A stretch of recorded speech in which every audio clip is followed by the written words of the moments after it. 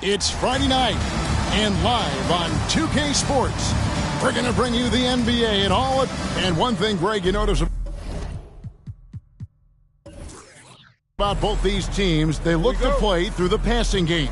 And all the better for us. I mean, as fans of the game, seeing that kind of flow and teamwork, it just makes the game fun to watch. Now let's take a look at the starters for New Orleans. We've got Hawkins, and it's Embiid in at the 5. Sharp. That one's in, his first shot this game.